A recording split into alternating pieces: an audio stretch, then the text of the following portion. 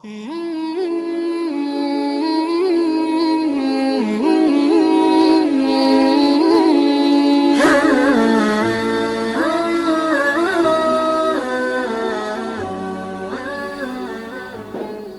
sahabat Indonesia, kita bertemu lagi dalam program khusus Ramadan. Ramadan bersama kanal Anak Bangsa. Nah, seperti biasa, atas permintaan jutaan penonton, kami hadirkan kembali Ustadz kesayangan kita, Ustadz Taufik Damas. Assalamualaikum Ustadz. Waalaikumsalam warahmatullahi wabarakatuh. Ustadz, ini melanjutkan apa yang kita sampaikan, ternyata mendapatkan respon yang cukup baik. Dan kalau episode yang lalu itu adalah pengamat bertanya, Ustadz menjawab. Sekarang sahabat KB TV bertanya, Ustadz menjawab. Nah, ini langsung saja, saya bacakan beberapa pertanyaan dari sahabat kita. Ini macam-macam, dari seluruh penjuru dunia. Nah, ini yang dekat-dekat dulu, Ini dari Bu Eni. Bu Eni itu di Jakarta, tepatnya di Tangerang Selatan. Nah, izin saya bacakan. Siap. Ustadz, saya ada pertanyaan. Dalam bertadarus, apakah wajib hukumnya dimulai dari juz 1? Kalau misalnya kita melanjutkan bacaan Al-Quran dengan melanjutkan juz terdahulu pada Ramadan terdahulu, boleh atau tidak? Boleh. Nah, jawab tak. Jadi kalau di bulan Ramadan ini kita tadarus Al-Quran, ya tidak harus dari juz 1. Ya, kalau kita memang sebelumnya sudah terbiasa tadarus Al-Quran, kemudian masuk di bulan Ramadan itu kita sudah sampai katakanlah ke juz 5, juz 6, juz 7, ya tinggal dilanjutkan aja. Nggak perlu karena bulan Ramadan kemudian kita mengulangi lagi dari juz 1. Itu nggak ada kewajiban itu. Adapun orang kepingin karena bulan Ramadan 1 hari 1 juz, kemudian dia memulai hari pertama dengan tadarus Al-Quran juz pertama, ya silahkan. Oke, dari awal silahkan, melanjutkan pun tidak ada masalah. Nggak apa-apa. Nah, ini Bu Eni, jawaban dari Pak Ustadz Taufik Damas, boleh Ibu melanjutkan bacaan sebelumnya. Nah, lanjut, Boleh. Ini dari ujung dunia, di Norwegia. Ini luar biasa. Ini dari Ibu Endang Kolve, ya, Ibu Endang Kolve. Pak Ustadz, saya mau tanya. Saya tinggal di Norway, yang mana matahari tenggelam antara jam 20.58 sampai jam 22.06. Jadi jam 9 sekitar jam 10, sekitar segitulah. Apakah boleh saya buka puasa mengikuti waktu Timur Tengah? Ya. Ini Bu Endang Kolve. Baik. Ya. Ini pertanyaan sebetulnya sudah pernah dijawab oleh Majelis Ulama Eropa. Jadi ada 2. Yang pertama, boleh dia itu mengikuti waktu di mana siangnya terpendek di negara tersebut. Di negara tersebut ya? Iya, di negara tersebut. Kalau bulan puasa umpamanya ternyata malamnya cuma 4 jam. Kan berat itu puasa ya, cuma 4 jam malam, kemudian katakanlah sisanya puasa gitu ya? Sisanya puasa, itu berarti dia 18 jam puasa. Boleh memilih waktu di mana malamnya, siang itu pendek di bulan-bulan yang lain di negara tersebut. Itu alternatif di negara pertama. tersebut. Oke, baik. Umpama pada bulan April ternyata siangnya cuma 15 jam. Berarti dia boleh puasa 15 jam. Ini alternatif pertama. Alternatif kedua oleh fatwa Majelis Ulama Eropa ini, katakanlah begitu, itu dia boleh mengikuti waktu Mekah. Timur Tengah, di Mekah. Iya, boleh. Sahurnya? Ya, sahurnya itu disesuaikan dengan durasi jamnya gitu. Durasi jamnya. Durasi jamnya. Ya. Durasi jamnya. Jadi kalau di Mekah umpamanya puasanya 16 jam, ya dia puasanya di negara tersebut 16 jam. Baik, ini Bu Endang Kolve dari Norway, sudah ada jawaban dari Pak Ustadz, dan ternyata memang pernah difatwakan di Majelis Ulama Eropa bahwa ada 2 alternatif. Yang pertama adalah mengikuti jam terpendek, siang terpendek di negara tersebut. Iya. Yang kedua, boleh mengikuti waktu Mekah. Boleh. Nah, Ini luar biasa memang, Ustaz. Sahabat-sahabat kita, saudara kita di Eropa memang perjuangannya berat sekali. Berat. Karena ini siangnya panjang. Ada kisah tertentu, ada kisah khusus itu, kisah orang Indonesia Muslim yang puasa di negara-negara yang durasi waktu siangnya itu panjang banget. Terus? Ada yang trik nggak makan nasi, hanya makan roti, minum susu. Kemudian juga ada yang cuma makan oatmeal dan lain sebagainya. Ada yang memperbanyak minum air putih ketika malamnya itu. Jadi kebetulan kalau musim dingin itu ringan juga, nggak terlalu berat. Iya. Ini berbanding terbalik dengan Australia. Ini agak pendek siangnya. Iya. Baik, Dad, saya lanjutkan. Ini dari ibu atau bapak ini atau Anggi ya. Pak Ustadz, saya mau bertanya, apa saja tanda-tanda puasa yang diterima Allah? Terima kasih. Ini menarik. Ini kemarin sudah pernah saya jawab kita di pertemuan awal menyambut Ramadan itu. Kalau tanda-tanda puasa yang diterima itu sulit menjawabnya karena saya juga tidak bisa berkomunikasi langsung dengan Allah Subhanahu wa taala. Tapi sesuai dengan apa yang dikatakan oleh Al-Qur'an bahwa tujuan utama orang berpuasa atau ibadah yang lainnya itu agar kita menjadi orang yang bertakwa.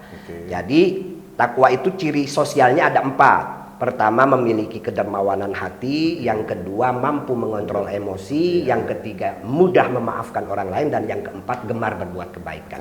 Nah, kalau kita ingin tahu jawaban apakah puasa saya diterima atau tidak, ini tidak bisa saya jawab. Tapi apakah puasa kita itu bermanfaat buat diri kita? Lihat apakah kita itu menjadi orang yang bertakwa atau tidak dengan berpuasa. Yang ciri-cirinya ada 4 itu tadi. Yang tahu kita sendiri. Kita sendiri. Dan yang di atas. Ya, dan Allah Subhanahu wa taala. Jadi nggak perlu lagi kita bertanya apakah puasa saya diterima, karena itu tidak bisa ada yang menjawab. Yang jelas ukur diri kita sendiri apakah puasa kita itu betul-betul mengantarkan kita menjadi pribadi yang bertakwa dengan tanda yang 4 itu tadi. Nah, ada tanda 4. Yang pertama adalah kedermawanan hati. Yang kedua, mampu mengontrol diri, mengendalikan diri. Yang ketiga, mudah memaafkan. Dan yang terakhir, keempat adalah gemar berbuat baik, menebar kebaikan. Betul. Saat. Nah, demikian Ibu Novi atau Pak Novi ini, Pak Anggi ini yang penting sudah disampaikan. Mungkin kalau Pak Anggi atau Bu Anggi melihat tayangan episode yang lalu, semuanya sudah dijelaskan oleh Pak Ustadz secara lebih gamblang. Nah, ini ke Bu Novi mungkin Pak. Pertanyaan dari Bu Novi. Pak Ustadz, saya ingin bertanya, pekerjaan yang bagaimana yang membolehkan orang tidak berpuasa dan bisa diganti di hari-hari lain selain bulan Ramadan kah? Ini pekerjaan yang tentunya sangat berat, yang kalau dia itu berpuasa dia tidak mampu melakukan pekerjaan itu. Itu orang boleh tidak berpuasa. Dan itu ukurannya sangat personal. Ya, mohon maaf ya, contoh kayak ya saudara-saudara kita yang memang nasibnya kurang beruntung, untuk mendapatkan rezeki harian dia harus macu, tukang batu, angkat-angkat beban berat. Nah, kalau mereka merasakan dengan puasa tidak sanggup melakukan itu, sementara pemasukan mereka adalah pemasukan harian, maka kalau mereka merasa tidak kuat berpuasa, itu hak dia. Kita tidak boleh memaksa dia untuk tetap berpuasa. Tapi dengan begitu dia nanti harus menggantikannya di luar bulan Ramadan. Jadi tidak ada kualifikasi dari Al-Quran yang disebutkan profesi atau pekerjaan apa, nggak ada disebutkan? Nggak ada. Yang jelas itu kan kalau di dalam Al-Quran itu Allah itu tidak ingin menyulitkan kalian. Allah justru ingin memudahkan kalian. Karena mencari rezeki, nafkah harian untuk kebutuhan diri sendiri dan keluarga itu juga wajib hukumnya. Kalau kita tidak mendapatkan, jangan-jangan nanti kita jadi beban orang lain, ngemis. Anak-anak kelaparan. Anak-anak kelaparan, bisa gelap mata juga kemudian mencuri. Jadi saudara kita yang kurang beruntung, yang kerjanya berat, merasakan kemudian dengan puasa tidak mampu mengerjakan itu boleh saja. Tapi itu personal banget. Adapun yang kemudian, wah kerja saya berat tapi saya masih sanggup puasa, itu lebih hebat lagi. Baik, demikian Bu Novi, jawaban dari puasa cukup jelas, saya kira gamblang, memang tidak ada disebutkan pekerjaan seperti apa. Betul. Tapi sifatnya sangat personal, tapi mungkin bisa dikatakan bahwa pekerjaan yang menguras tenaga. Yang menguras tenaga. Ya. Nah, ini agak lucu nih Pak Ustadz pertanyaannya nih. Ini pertanyaan dari Rara Rengganis nih Pak Ustadz. Ya. Ini dari Ibu Rara Rengganis. Maaf mau tanya, kalau lagi berpuasa tapi naik motor lawan arah atau melanggar rambu-rambu lalu lintas, itu apa dapat pahala puasanya atau batal dan dosa? Salam. Ini luar biasa ini, luar biasa ini. Ya. Oke Pak Ustadz, monggo. Ya. Yang jelas ya puasa itu kan kita wajib mengontrol emosi gitu. Dan kita tahu naik kendaraan lawan arah itu bagian dari emosi yang tak terkendali.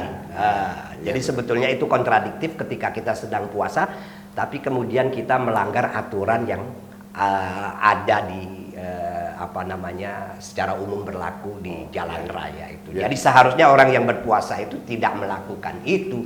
Apalagi kita tahu berita itu sering banget loh. Ada berita itu orang tabrakan gara-gara salah satunya itu lawan arah. Nah, itu kan membahayakan orang lain dan diri sendiri. Gitu. Jadi sebaiknya orang yang berpuasa tadi sudah saya katakan salah satu dampaknya adalah mampu mengontrol emosi. Nah, melawan arah ini adalah bukti orang tidak mampu mengontrol emosi. Mungkin karena merasa jauh, kurang sabar. Baik Bu Rara Rengganis, ini saya sependapat dengan Pak Ustadz bahwa tidak berpuasa pun jangan melawan arus. Iya. Apalagi berpuasa. Apalagi di harusnya bulan lebih puasa. bisa mengendalikan diri. Baik Pak Ustadz, ini pertanyaan dari Pak Sony ini cukup agak dewasa Pak Ustadz. Ya, ini mohon maaf ini pertanyaannya harus dijawab, tapi ini ilmiah. Pak Ustadz, bagaimana hukumnya air mani keluar pada saat berpuasa? Terima kasih jawabannya. Jadi konkretnya begini, habis zuhur, sholat zuhur, tidur ya. Kemudian ya mimpi basah keluar air mani, bangun jam 2 siang itu kan. Apakah membatalkan puasa? Tidak, itu tidak membatalkan puasa. Mimpi, karena mimpi itu kan sesuatu yang tidak bisa kita kontrol. Waktunya datang ya dia datang. Jadi air mani itu keluar tanpa keinginan kita karena kita mimpi. Nah, itu tidak membatalkan puasa. Tapi nanti pas mau sholat asar kita wajib mandi besar. Hadas besar itu, karena dengan keluarnya air mani berarti kita punya hadas besar. Nah, ketika kita mau sholat asar kita wajib mandi. Nah, hadas besar itu tidak membatalkan puasa. Iya, dengan keluar air mani itu kan kita hadas besar. Membatalkan sholat, iya.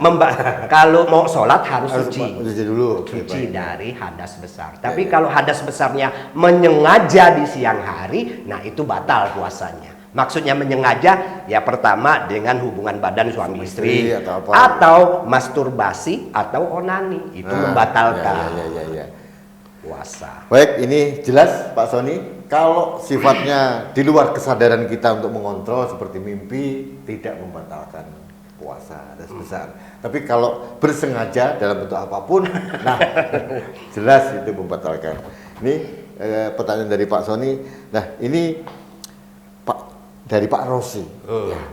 Pak Ustadz, katanya niat berpuasa itu wajib. Nah, mengapa banyak ulama-ulama yang membid'ahkan? Kenapa begitu? Saya kurang ketawa ini pasti Anda ada yang aneh ini. Emang banyak orang aneh itu sekarang ini. Kadang-kadang doa orang buka puasa aja yang sudah familiar di kita itu aneh, kemudian dibid'ahkan dengan alasan ada alternatifnya. Padahal semuanya itu boleh kita lakukan. Gitu ya. Padahal niat baik juga. Baik semua, mau Allahumma lakasumtu wa bika amantu dan lain sebagainya. Kemudian juga doa puasa itu nawaitu sauma ghadin an ada'i fardhi syahri ramadhana hadisanati lillahi ta'ala. Tidak ada yang bid'ah, justru niat itu pertama boleh orang sekali 1 bulan. Artinya sejak awal bulan Ramadan dia sudah punya niat untuk mengerjakan puasa 1 bulan penuh. Sehingga tidak perlu berniat atau melafalkan niat setiap malam, setiap hari gitu loh. Cuma kalau ada orang ingin melafalkan niat setiap hari, itu hukumnya sunnah. Nggak apa-apa juga. Nggak apa-apa. Karena pada hakikatnya orang tanpa melafalkan pun jam 3 bangun, kemudian makan sahur, itu udah jelas dia punya niat puasa. Ya. Dan Allah Maha tahu soal itu. Jadi niat puasa itu ada yang 1 bulan penuh, ada yang per hari. Silahkan pilih yang mana. Cuma kalau melafalkannya setiap malam itu sunnah. Ya. Nah kalau kita sholat taraweh biasanya di akhir itu setelah sholat witir, setelah doa, imamnya melafalkan itu. Ya. Itu sunnah. Tapi pertanyaan Pak Rosi, kenapa masih banyak pendakwah agama atau ulama yang membid'ahkan itu? Yang mana yang dibid'ahkan itu? Yang niatnya itu. Niat yang mana yang dibid'ahkan itu? Jadi tidak punya alasan untuk dibid'ah. Tidak ada. Kalau kita melafalkannya itu justru sunnah gitu. Yang tidak mau ya nggak apa-apa gitu aja. Jangan karena bid'ah itu tuduhan kejam loh. Ya. Tuduhan jahat. Artinya apa? Kalau kita kembali kepada hadis Nabi, kata Nabi itu kullu bid'ah dolalah wa kullu dolalah finnar. Setiap yang bid'ah itu sesat dan setiap yang sesat itu masuk neraka. Jadi kalau dikit-dikit kita menuduh orang itu melakukan bid'ah, berarti kita itu menuduh atau bahkan mendoakan orang lain untuk masuk neraka. Itu kejam itu. Dan orang yang mudah sekali mengucapkan bid'ah itu biasanya orang dengan paham keagamaan yang sangat minim. Jelas? Nih Pak Rosi, jelas bahwa kita ikutin yang biasa-biasa. Biasa-biasa saja lah. Ya, biasa saja. Jadi berniat itu tidak salah juga. Tidak Kenapa sih aku berniat ya? Bahkan itu wajib. Ya. Dan saya Pak Ustadz, saya pernah sampaikan pada Ibu saya yang lalu, saya itu malah justru tersugesti. Jadi kalau tidak sahur sekalipun nggak sempat, tapi kalau kita berniat kuat gitu. Karena Komitmen tadi. Ya. Niat itu wajib. Soal melafalkan atau tidak itu hukumnya Nah, sunnah. lanjut ya. Ya. Oke. Baik, sahabat Indonesia, kita lanjutkan pertanyaan dari sahabat KB TV. Pertanyaan dari Pak Joni Siregar. Pak Ustadz, saya mau bertanya, apa ayat Al-Quran yang mewajibkan puasa? Itu sudah sangat sering, apalagi di bulan puasa ini. Bunyinya, ya ayyuhalladzina amanu kutiba alaikumusyamu kama kutiba alal ladzina min qablikum la'allakum tattaqun.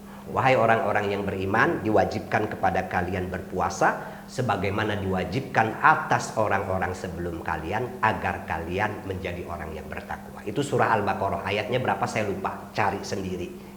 Jelas. Jelas. Sering ditanyakan. Jelas. Baik Pak Joni Siregar, saya memang sering banget ya di ayat Al-Baqarah, ayatnya lihat Pak, gampang ya. Yang terakhir pertanyaan ini sudah dari 10 dari Ibu Yanti. Pak Ustadz, bagaimana sikap kita berpuasa di saat wabah atau pandemi seperti sekarang? Ya biasa. Dan kita sudah melaksanakan puasa yang kedua di tengah pandemi. Ya. Yang sekarang justru agak sedikit beda dari bulan Ramadan kemarin. Kalau Ramadan kemarin itu kita masih dalam suasana baru berhadapan Lebih dengan mencekam. pandemi. Lebih mencekam. Masjid sepi, tidak ada taraweh. Kalau sekarang saya lihat masjid-masjid sudah banyak yang melaksanakan taraweh. Ya tidak ada yang berbeda dengan puasa kita. Kecuali ketika kita hendak keluar rumah, ketika kita mau sholat jamaah di masjid, ya tentu dengan harus menggunakan protokol kesehatan. Pakai masker, jaga jarak, cuci tangan, dan lain sebagainya. Ustadz, kalau kaitannya puasa, boleh nggak disuntik vaksin gitu? Boleh. Oke. Karena yang membatalkan puasa itu adalah memasukkan makanan atau minuman dari mulut sampai ke lambung. Mulut ya? Iya. Jadi Kalau suntik kan tidak. Seperti itu prosesnya. Atau bahkan swab antigen itu kan disodok pakai katembat. Boleh. Itu kan hanya pangkal tenggorokan. Katembatnya nggak sampai masuk ke lambung kita Ya. kan. Ya. Itu boleh. Oke, jadi ini Donor darah juga boleh. baik. Ini pertanyaan dari sahabat saya yang lain yang nggak tertulis di sini bahwa vaksin tidak membatalkan puasa. Betul. Kemudian yang kedua tadi Pak Ustadz sampaikan swab PCR antigen tidak membatalkan puasa. Tidak. Bahkan donor darah Boleh. boleh juga. Bagus Ustadz, lagi orang puasa kalau mau berdonor darah tuh bagus. Kadang begini, saya ada yang bercerita di bulan Ramadan itu tingkat masyarakat berdonor darah berkurang. Oh. Karena punya punya pemahaman bahwa kalau berdonor darah itu membatalkan puasa. Saya tegaskan bahwa berdonor darah tidak membatalkan puasa. Justru bagus, Ustaz. Iya, artinya begini, kalau kita sedang puasa mau berdonor darah itu tergantung tim medis yang memeriksa kita. Apakah dengan dalam keadaan puasa kita layak untuk berdonor darah atau tidak. Kalau tim medis bilang, wah ini layak, kita donor. Tapi kalau tim medis bilang, jangan Pak, ini kondisinya lemah karena sedang berpuasa. Ya sudah, jangan donor dulu gitu. Artinya pada saat puasa donor darah tidak membatalkan Tidak puasa. membatalkan puasa. Asalkan dia fisiknya memenuhi syarat sesuai diagnosa tim medisnya. Oh gitu. Ustaz, pertanyaannya cukup. Yang Siap. terakhir ini sebentar lagi kita buka puasa untuk Jakarta. Kira-kira Ustaz bisa menyampaikan apa Ustaz untuk sahabat Indonesia? Kata Nabi Muhammad SAW itu ada dua kebahagiaan bagi orang yang berpuasa. Pertama, kebahagiaan ketika kita semua itu berbuka puasa, kita semua bahagia dan itu bisa kita rasakanlah semuanya. Artinya karena menahan lapar dari subuh sampai maghrib itu, kemudian kita berbuka dengan hidangan yang mungkin sudah kita sesuaikan dengan apa yang kita inginkan sebelumnya. Itu kebahagiaan tersendiri dan itu kenikmatan yang hanya bisa dirasakan oleh orang yang puasa. Yang tidak puasa tentu tidak. Nah, kebahagiaan yang kedua itu kebahagiaan ketika kita bermunajat dengan Tuhan, dengan Allah Subhanahu wa Ta'ala. Kalau ini urusannya personal dan itu tidak bisa ditakar karena setiap orang punya pengalaman masing-masing hubungan dengan Allah. Saya punya pengalaman masing-masing hubungan dengan Allah. Mungkin tidak sama dengan pengalaman Mas Rudi, pengalaman siapapun. Yang itu harus mampu membuat kita itu menjadi manusia yang lebih dekat dengan Tuhan, yang kemudian mempengaruhi spiritualitas kita, yang kemudian juga mempengaruhi moral kita, yang kemudian mempengaruhi perilaku sosial kita di tengah masyarakat itu. Maka penting di bulan Ramadan ini selain kita puasa di siang hari, sebisa mungkin di malam hari itu kita bikin waktu khusus untuk bermunajat dengan Allah Subhanahu wa Ta'ala. Dan itu personal, nggak usah dipamerin, nggak usah dipoto kemudian disebar di medsos, nggak usah. Matur suwun, terima kasih Ustaz. Sama-sama. Terima kasih pencerahannya. Baik sahabat Indonesia, demikian pencerahan dari Ustadz Taufik Damas.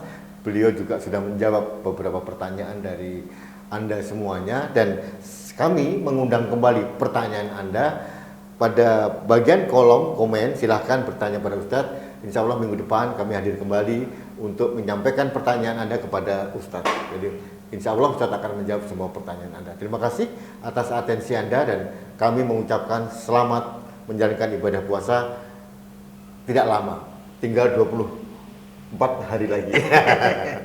Optimis ya, Dad? Siap.